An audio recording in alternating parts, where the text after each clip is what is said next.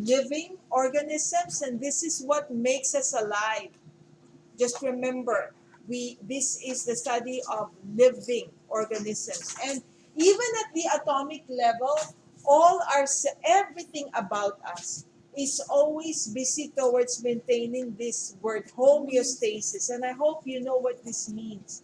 It's the maintenance of a stable internal environment. You notice, even if you are, even if you're at the point, let's say it's so cold outside, my hands are cold, but I bet you if I check my body temperature, it's still normal. That's what it means by homeostasis. Your body is designed to maintain homeostasis if you're healthy. If you're not healthy, then you won't be able to adjust and maintain everything normal. The major way to maintain homeostasis, you know, that negative feedback. It says here, it um, it it causes the system to change in the opposite direction from the stimulus. Let's say your sugar is going down, so then you interpret that as hunger. You eat to reverse the low sugar. You go up. See. Then positive feedback, it exaggerates or enhances the original stimulus. Okay. And we use this reference individual in our studies. In the anatomical position, the individual is standing like this, facing you. The palms facing forward, hands slightly to the side, feet slightly apart, and just standing and facing you.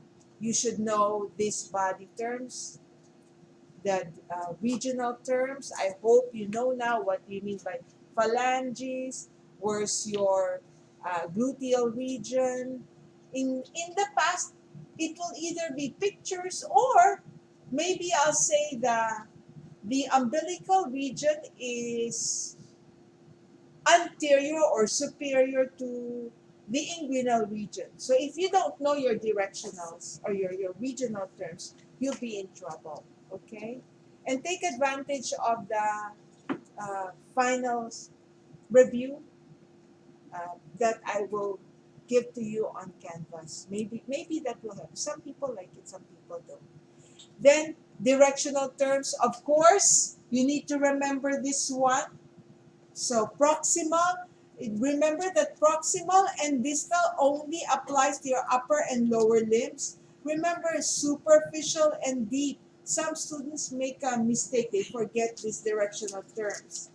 Uh, Body planes, transverse cut, sagittal cut, coronal cut, your body cavities. Okay, so remember that this is the dorsal body cavity. If one common mistake the student makes is, I don't know why when this is pointed, they write esophagus. That's not the esophagus. If the question is name the body cavities, you don't write esophagus. You don't write your brain. You don't write spinal cord. That's not a cavity. In the final exam, wrong is wrong. So that's what I mean by being careless. Don't be careless. So you look at what it's asking for and you give the correct answer. Okay? Then if it's pointing here, of course, I don't know why students get confused. So this one is obviously the diaphragm. I think the question was identify the cavities and the structure. There's meaning this one structure. So, and then they come up to me, they say, well, what cavities is? And then they get so angry at me. I hope it makes sense. That's the diaphragm. It's a very important structure that any book on identifying the body cavity, they always identify because it's the key structure that separates the ventral body cavity into superior thoracic and abdominal pelvic cavity. So please remember that, okay? Then you have here your pericardial cavity, pleural cavity, superior mediastinum, and then remember I said there's so many organs here, so you need to remember this one. I think you remember this as pubic. This is right groin, left groin. You can write that. Groin is okay. And then here you remember our code LOL, lumbar. You just replace the O with the U. Umbilical, right? Right and left lumbar. And this is the one that students always make a mistake. But I hope you remember your ribs right here is made up of cartilage. So these are the chondrocytes. And under that one, that's why it's called hypochondriac. Then epigastric, superior to the stomach. Right here, see there's the stomach. And on top, epigastric. Okay? Okay, now we go to chapter 2. Your final exam will be, there will be a lot of bones and muscles because this is, it's movements. So you need to be familiar with your movements. Okay? We're going to talk about that. So we know that we are made up of atoms.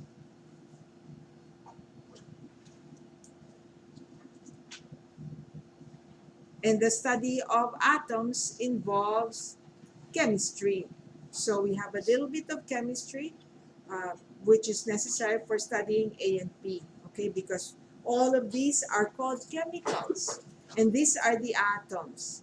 And all atoms, you should know the composition. There's your protons, the neutrons, and the electrons. And all the atoms that is found in humans, they're all in their natural form, they're all unstable because they have to fulfill or follow what rule? The octet rule. Very good. And according to the octet rule, the first shell needs how many? 2, and then the second and succeeding shells, just 8. Then they become stable. And that's what they do. They aim to become stable. They do that by chemical bonds. Okay? And as far as chemical bonds, you should know what's an ionic bond. What is an ionic bond? It involves, it results right from the bonding between a cation and an anion. That resulted because this one, sodium is unstable in this form, so it just naturally gets rid of that one, and this one accepts it.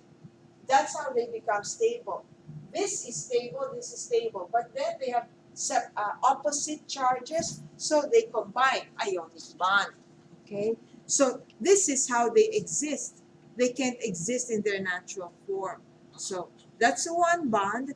Another bond is called covalent, where they're sharing. This is the most abundant chemical bond and the strongest. And I hope you understand why they are the strongest type of chemical bonds, right? Because it's sharing. If my stability depends on holding your hand, I'm not going to let go, right? And you know there's polar and non-polar. And because of the polar covalent bond, you have the third type called hydrogen bonds.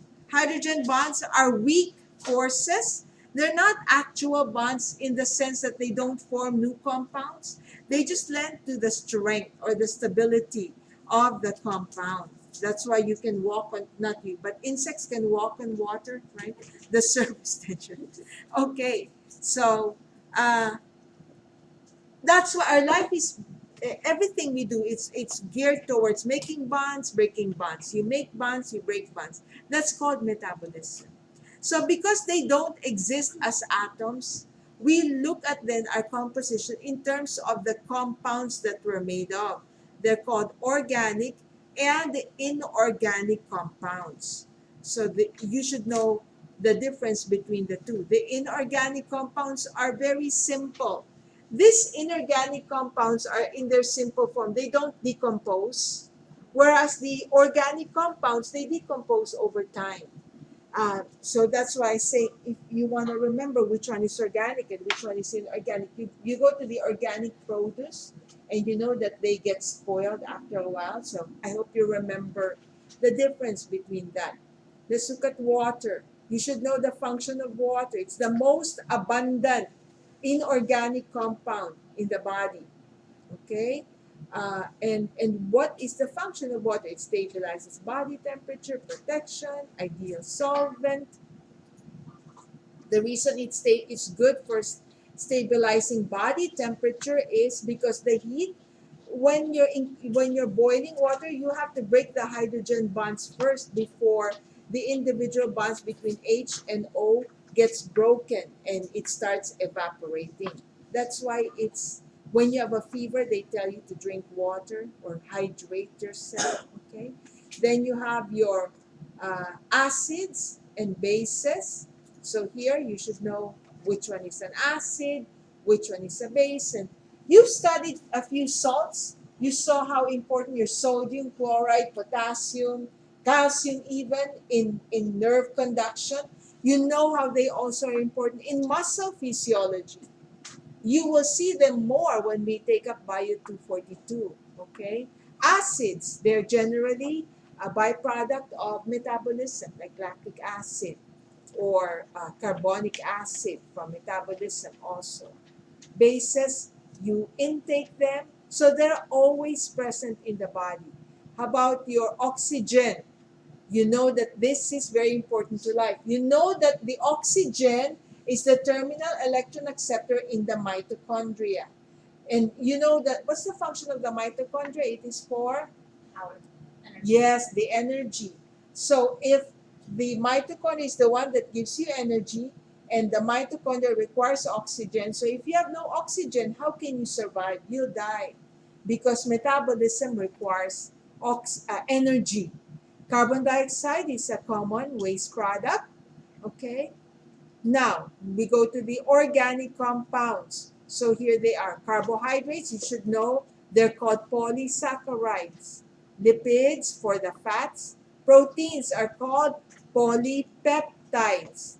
Then your nucleic acids, you have DNA and RNA, and then you have your high energy, the ATP. So first, let's go to your carbohydrates.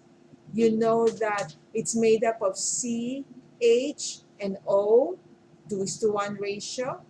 The main function of carbohydrates is for, Energy. yes, very good. It's the main source of energy so that you have to store it. Make sure you have it. You store it in the form of glycogen. Where? In your muscle and in your liver, right? The muscle glycogen is for exclusive use of your muscles only, and it's the liver glycogen that will tide us over. So when we store our sugar, our carbs, it looks like this. So in between meals, you break this, the liver breaks it, breaks the bonds, releasing individual glucose units into the blood. Okay? Um, you know glycogenesis, glycogenolysis. Starch is a stored glucose or stored carbohydrates in plants. Cellulose is another carbohydrate. It's um, insoluble, and it functions in giving us bulk and also helps to control cholesterol in the diet. So instead of uh, absorbing the cholesterol, the cellulose traps it and you poop it out. Okay. The main monosaccharide, the main building block of your carbohydrates is your glucose. This is the main one. Okay. The basic building blocks. Next, you have your lipids or your fats. You have and it's also made up of CH and O, but it's not 2:1 ratio. And the three major lipids that we studied for Bio 241: triglycerides, phospholipids, and steroids. You should know the function of lipids, why you need them.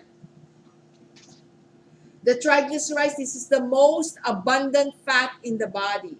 It's made up of your fatty acids. And you should know that there's two types of fatty acids: saturated, unsaturated. The saturated is the bad fat because it can easily pack, whereas the unsaturated fatty acids is generally liquid at room temperature. Okay? This is the one that you store in your adipose tissue. The function of fat, stored, so you don't use it readily. That's the difference between carbs and fat. Carbs is ready use plus store. This one is just store. You store it first. Okay? Um, and so when you have a problem with triglycerides, you exercise and you take care of that one. Phospholipids. When you exercise, do you get rid of phospholipids? No, that's not the function of your phospholipids. What is the function of phospholipids? It makes up the cell membrane. How about steroids? When you exercise, will you solve your cholesterol problems? No, because that's not what steroids are for. you need to remember that the main steroid is called cholesterol. And from cholesterol, you will get all these other steroids. Your estrogen, your testosterone, progesterone, your cortisol, a hormone, your bile. All of this is from cholesterol. Okay? So, then there are other lipids which you're going to study when you take up Bio 242. You see how they will function in blood clotting. Leukotrienes are the chemicals released by injured cells to call your white blood cells. So to alert them that there's something going on. You're going to study them when we take up Bio 242. The next organic compounds, proteins. This is the most abundant organic compound in the body. Made up of C, H, O, and N. They're called polypeptides. Look at the function of your proteins. So you see it regulates your enzymes, antibodies are proteins. You can also use them for energy, but there is no energy protein. There's no protein that's devoted to be burnt for energy. If we're going to use it, you're compromising it. You're taking it away from what it was doing. Basic building blocks of your polypeptides or proteins is called amino acid, and this is how it looks like. There's that amino group. Okay? So these are the 20 amino acids. And out of these amino acids, you're able to make all the proteins that you need. You make collagen, keratin, these enzymes. You need to make sure that you have all these amino acids. And the process of making that is called protein synthesis. The other organic compound is called nucleic acids. These are there's two of them, DNA and RNA. The basic building blocks is called nucleotides, and here they are. Your adenine, your guanine, cytosine, thymine. What is the function of DNA? It contains the code, right? For everything, the genetic code for everything that you need. It's in your DNA. But the DNA is in the nucleus, and it is because it codes for everything you need, it has to be protected. So it's locked up in the nucleus. You bring it in and out, in and out. See, everything you need is out. The organelles that makes the proteins, they're all in the cytoplasm. That's the problem. You have your ribosome, RER, and the Golgi body is in the cytoplasm. But this DNA is in the nucleus. If you pull it out, then back in, then out, back in, you may damage this. So to solve that, you have RNA, which is a copy of the DNA. This one can bring it out, use that as a template for your protein, and you solve that problem. Okay? The last organic compound is called ATP. It's a high energy compound, and this always they write this formula with the phosphate groups with a squiggly line like this to remind us that it's a very unstable compound. You cannot store a lot of it, only a little bit. It just gets burned easy. It's your main energy currency. So your cells do not use glucose for energy. They use ATP for energy. Okay? So glucose has to be converted to this. Fat has to be converted to that. Same with your proteins. Now we go to chapter 3.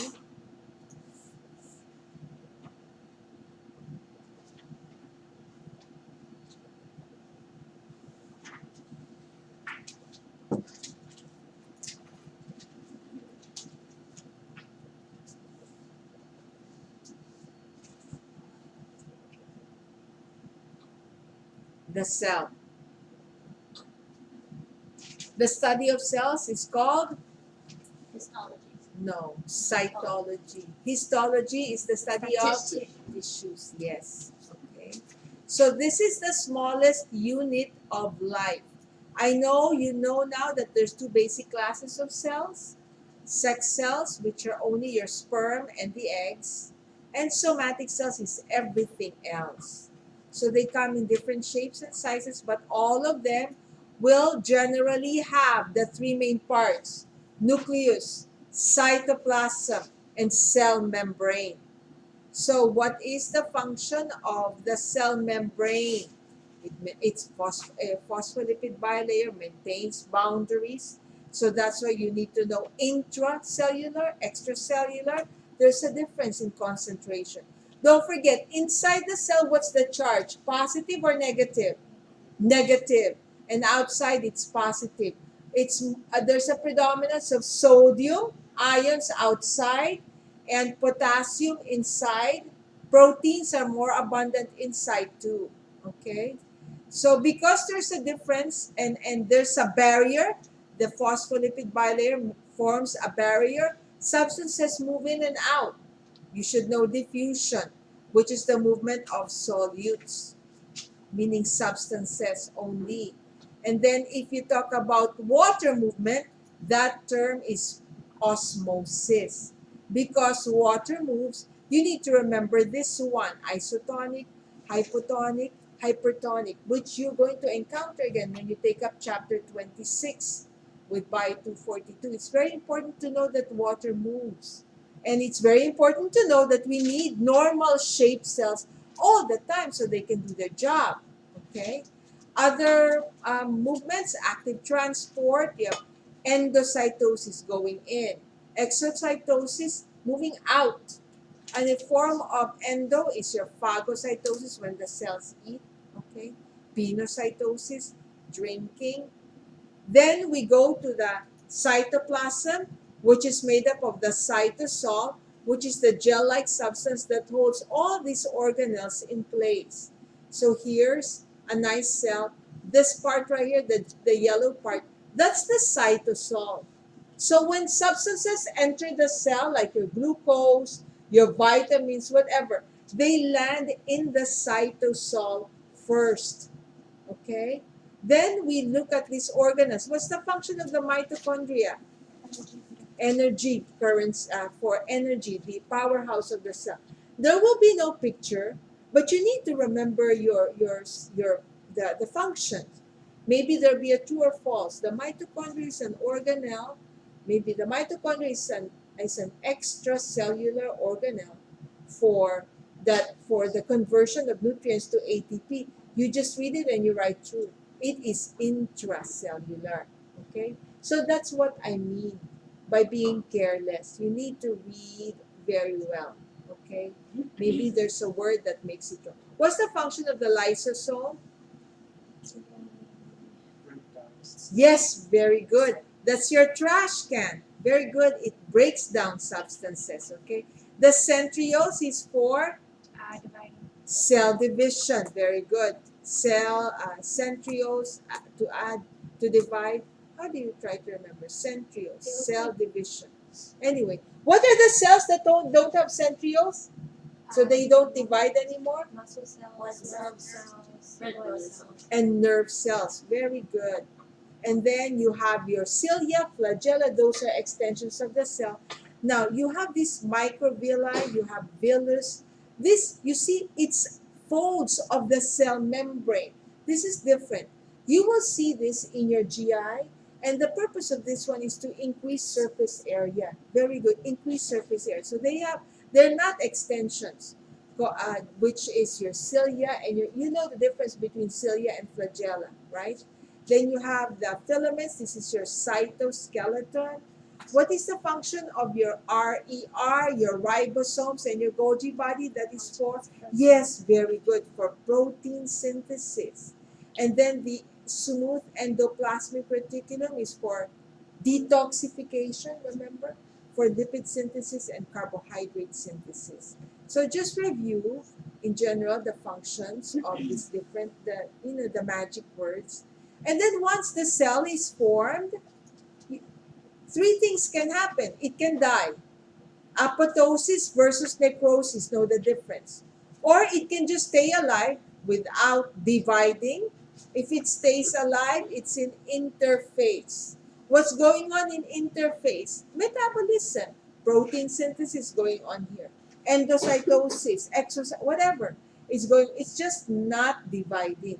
And if it divides, it goes through either mitosis if it's somatic cell or meiosis if it's a sex cell. There will be no pictures. You won't be asked to tell me if it's a cell in prophase, metaphase, anaphase, telophase. But you need to know the proper sequence. It starts with prophase, then metaphase, then anaphase, then telophase. And the last part is cytokinesis. It's not until after cytokinesis where it splits now into two cells.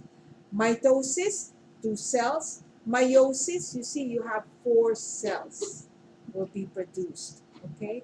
If it's in interphase, the major event that's going on in interphase is protein synthesis, which involves two steps: transcription in the nucleus and translation in the cytoplasm. Protein synthesis is how we make the proteins we need, everything. It's your expressing your genetic code. So the genetic code codes for actually the proteins. It's in your DNA. You make a copy, that's the transcription in the nucleus, and the product is called RNA. Then the RNA leaves the nucleus, goes to the ribosome in the cytoplasm. So right there, you start assembling the amino acids until your protein is formed. That's the translation. That's why protein synthesis is also referred to as genetic expression. You're expressing the genetic code to the specific protein that you need. Okay? Next, we go to chapter 4, histology, the study of tissues.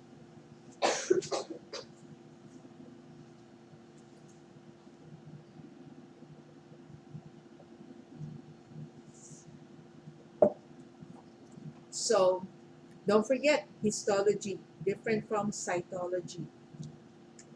So, what are tissues? Two or more cells. Two or more cells make up a tissue, a collection of two or more cells that perform a specific function. And I said in the past, there was always a section. You need to know your four basic tissue types. You need to know them, memorize them. It's epithelium, connective, muscle, and nervous tissue.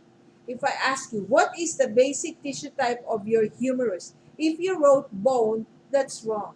What's the basic tissue type of the gastrocnemius? If you write skeletal, wrong. Okay? That's what I mean by being careless. You need to answer properly.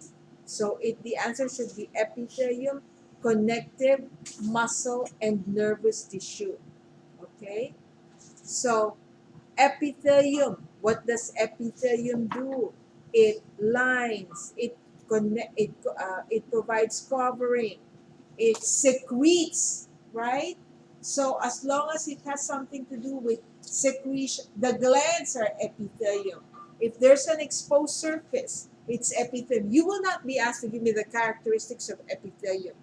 But you need to remember that epithelium has no blood supply of its own.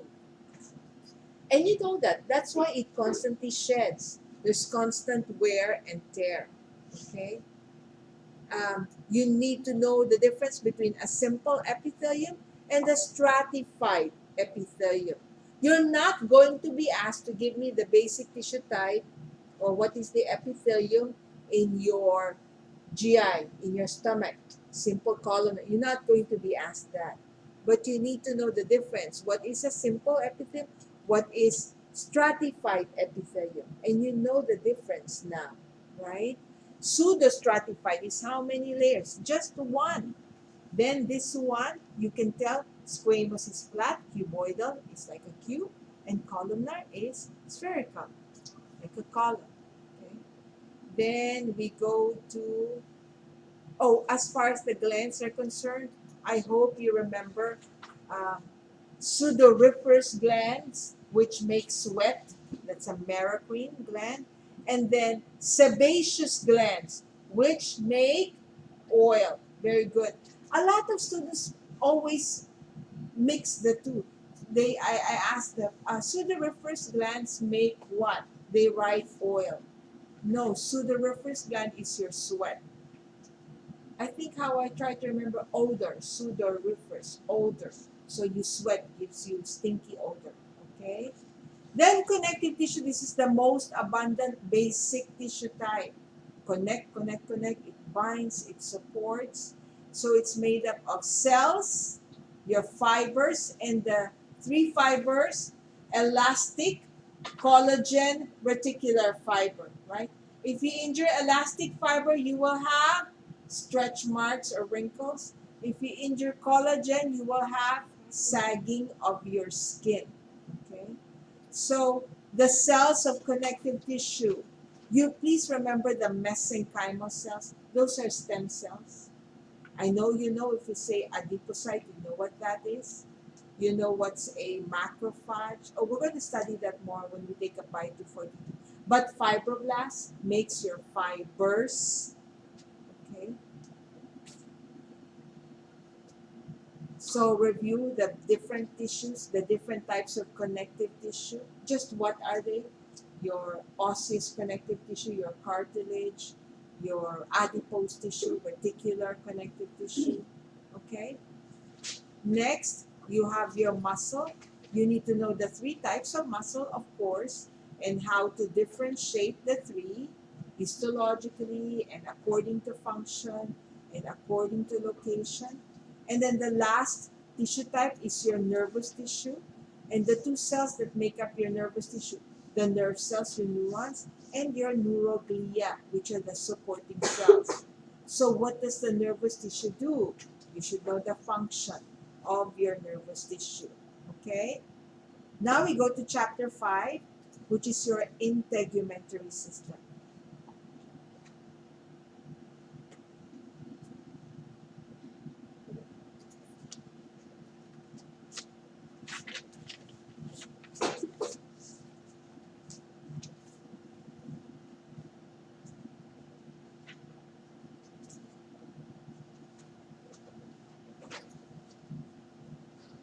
So you should be able to know the function of the integumentary system, right? It protects you from UV damage. And what are the in it everything for sensation, prevents for thermoregulation, for excretion of waste, which is urea. Okay, and then the organs that make up your integumentary system. That's your skin, or your integument. Then you have your hair, your nails, and your gland. As far as the skin is concerned, you remember the two layers, your epidermis and your dermis. The hypodermis or the subcutaneous is not part of the skin, don't forget, right? So directional terms, epidermis is superficial to the dermis. Dermis is deep to the epidermis. So the epidermis is what tissue type? Epithelium. It's stratified epithelium. And the most predominant cells here are your keratinocytes. They make keratin, which is a protective protein, staph protein for protection. So it does, your skin is the main covering. And then the other cell I want you to remember in the epidermis is the melanocyte, which makes melanin, right? And the function of melanin is to protect our cells from UV damage. Does it only protect your skin from UV damage? It does not. There must be a reason why God made our epidermis this thick, very thick like this, okay? So the melanin, this is what happens. The melanin is right here to protect this from UV damage. But also, you know that there is nothing inside you that is immune from UV damage. Everything inside can be damaged by UV rays. That's why God made our skin very thick. In addition to that one, you have the melanin. So thick epidermis and lots of melanin there are there to protect us from UV damage, which we need to remember when we get sunburned or when we do the exfoliation of the skin. So when you exfoliate, that protection is compromised. Okay, so don't forget that one. Then you have your dermis. In the dermis, here it is. This is connective tissue. This is the one that supplies blood because your epidermis is avascular, remember? And in the dermis is where you find your collagen and your elastic fibers. Remember the difference between the two: collagen problem, sagging skin; elastic fiber problem, stretch marks or wrinkles. Then the subcutaneous is not part of the skin, don't forget. What it does is it makes sure that the skin doesn't fall off. Then the other organs of the skin, you have your hair, your nails, and your glands. What is the basic tissue type of the hair, nails, and glands? It is epithelium. Don't forget. Do not write epidermis. It's epithelium. Okay? So hair, you know, because it's from the epidermis, right? You know, terminal, you know, the hair is made up of two parts, the shaft and the root. Okay? You know terminal hair, you know vellus hair. You remember the difference? Yes. Yes.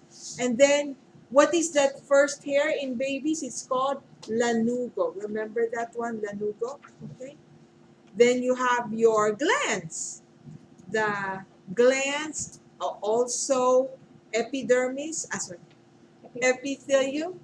And you should know your two main glands, your sudoriferous glands, which makes sweat, and your sebaceous glands, which make oil or sebum.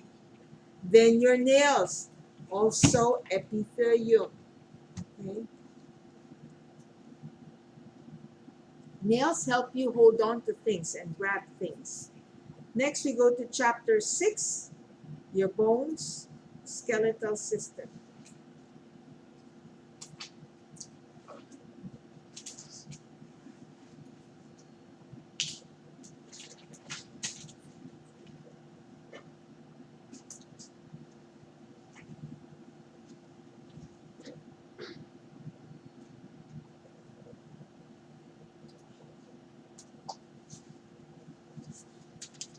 So, as far as the bones are concerned, you know the function of bones. It is for support, protection. Don't forget that it's the one that stores your calcium.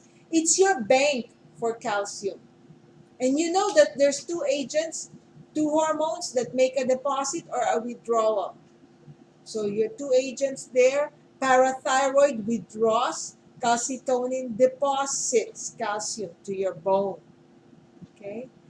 It's where your blood cells are formed, your bone marrow. Do you remember this one? Long bone, flat bone, short bones. You remember that? Okay, remember that. Don't forget. Then I'm sure you remember what's a compact bone, what's a spongy bone. Compact is dense, and spongy is cancellous bone. There's a space. And the component of bone, it's connective tissue. It's made up of your cells. Let me go here. The cells that you need to remember, the blast and the clast. So B for build bone. If you know that the blast and the clast oppose each other, and if you remember that osteoblast builds bone, then you will remember that the osteoclast will break it down. Another term for breaking down is osteolysis. You know that. Okay? Then what else makes up bone? Your collagen, the protein, right? And then your calcium salts and water. See? It's 25% water. That's why we always need to drink water for healthy bones also. And you need to remember what happens if bone is deficient in minerals. It will be soft or bendable. And then without collagen, it will easily break, brittle bones. How do we form bone? It's called ossification. You're just replacing a tissue type with another one. So here you're replacing membrane, that's why it's called membranous ossification. Here you're replacing cartilage, so that's why it's called the cells in the cartilage are chondrocytes. So you say endochondral ossification. Okay? So what are the factors that affect bone growth and development? You have nutrition, you know that you need your proteins, your vitamin C, C for collagen, you need your vitamin D, you need your calcium. Hormones, growth hormone, thyroid hormone, okay? Exercise, you know that. But when it comes to calcium homeostasis, because that's the main job of bones, it stores calcium. But something has to deposit and something has to withdraw. That something is called hormones. So you need to remember the two hormones, parathyroid and your calcitonin. Okay? Right here. Fractures. As far as fractures are concerned, you know the difference between an open and a closed fracture? An open, you see the bone, right? Closed is you don't see the bone. You remember what's a green stick fracture? Yes. What's comminuted fracture? Community, right? Different fragments and then impacted like a compact, forcefully driven to the other side. Okay? So that's it for chapter. Oh, by the way, don't forget that bone stores what organic compound? Organic fat, right? The yellow marrow in the medullary cavity. Don't forget the soup bones. That's why they call it soup bones. And it's so yummy in soup because of the fat that's there. It won't be yummy if there's no fat in there. Next. So the inorganic compound that's stored in bone is called calcium. The organic compound that's stored in bone is called fat.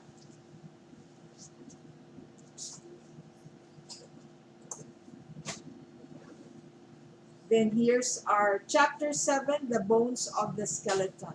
It can be that maybe there will be bones that you will be asked to label.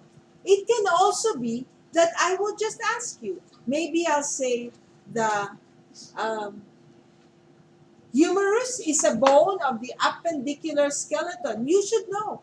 You should know your bones, not the bony markings anymore, but the bones and which one belongs to the actual skeleton right here and which one belongs to the appendicular skeleton. Okay? Um, the bony markings right here will no longer be tested. But what is a foramen? You know where the foramen magnum is? It's very good. At least you know. That's the biggest opening at the base of the skull, right? That marks the boundary. Superior to that, you call it brain. Inferior to that, you call it spinal cord. Okay? What's a fossa? It's a depression. What's a meatus? It's the same as a canal. Okay? Fissure. It's a fissure. A fissure is a fissure. Just know it. For the skull, you remember the function of fontanelles? Okay? Then sinuses. Why do we have sinuses? The function of sinuses, they lighten your skull. Then for the vertebrae, your abnormal curvatures, scoliosis, uh, kyphosis, lordosis, you know that they are, if they're called abnormal, they must do something, they must affect something, and they do. You think about the body cavity that they're supposed to help form, your thoracic body cavity. They compromise the activity or the function of your heart and your lungs. And even your GI organs can also be compromised, okay? That's why we want to correct abnormal curvatures. As far as the vertebral column is concerned, you need to know that there's the cervical, thoracic, lumbar, and then your sacral spinal vertebral column, okay? Then your male, the pelvis, male versus female, very easy to identify. Then we go to the next chapter, chapter 8, which is your joints. So your test will involve a lot of movements, joint movements. So you need to remember your joint movements. What is this?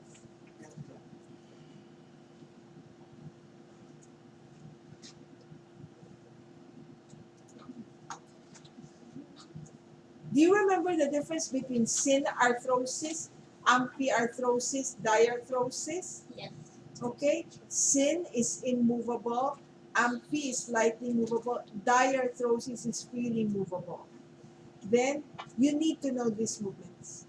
Okay, gliding movements, your flexion, extension, hyperextension, your abduction, adduction, these movements, rotation, circumduction, pronation, supination, elevation. This is in your book. Dorsiflexion, plantar flexion, inversion, eversion. You need to know those movements. That's base. There will be a lot of movements, okay, for your final exam. Next, we go to chapter 9, which is your muscles.